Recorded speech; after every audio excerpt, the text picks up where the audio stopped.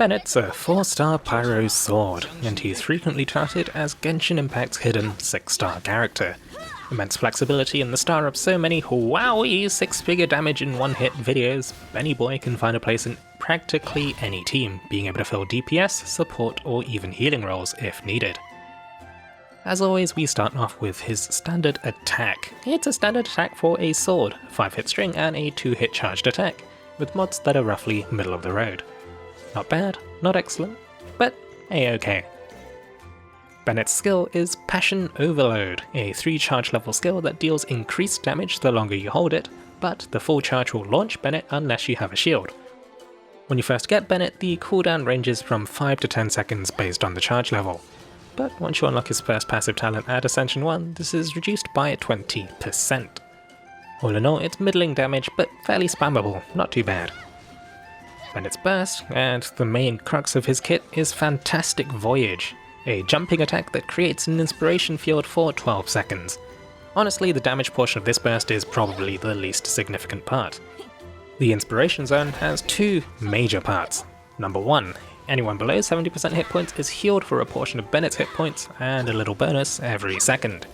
And anyone above 70% hit points gains a portion of Bennett's base attack as bonus attack. If you get but a single constellation for Bennett, the hit point requirement for the attack bonus is removed, and the bonus increases by another 20% of Bennett's attack. It's for this reason that people say that Bennett has a massive power spike with just 1 extra copy. With Bennett's second passive talent, the inspiration field boosts Bennett's Passion Overload even more. The cooldown is reduced by 50%, and fully charging the skill will no longer launch Bennett. The rest of Bennett's constellations are interesting. Constellations 2 and 4 add little bonuses, extra energy recharge below 70% hit points, and an extra attack for a half-charged skill. However, his final constellation is the most controversial one. It changes Bennett's burst zone to grant melee characters 15% pyro damage, and infuse their standard attacks with pyro. Since pyro infusions take priority over other elements, this will negate Popsicle's Cryo Zone, overwrite Electro Queen's Electro Infusion, and prevent Doggo from being able to benefit from physical attack bonuses, and so on. It's a fairly powerful constellation, but it greatly reduces Bennett's flexibility. Only activate the 6th constellation if you're okay with this. It's at this part of the video where I tell you whether Bennett's a main DPS, pyro enabler, support, healer. Truth is, he can be all of these things. It mostly just depends on how you build him and your level of investment. Slap Crimson Witch pieces on him and a crit or attack bonus sword on him, and you've got a pyro main DPS who can also heal and boost the damage of your secondary DPS. Stick Noblesse pieces and an energy recharge sword on him, and you've got someone who gives major boosts to the damage of the rest of your team, who can also heal.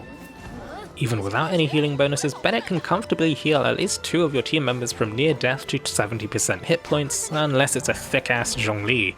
But then, you know, you've got Zhongli. You shouldn't be taking damage anyway. If you really want to heal your characters above 70% hit points, you need to build healing bonuses, such that the final tick of healing from below 70% hit points heals you as much as possible.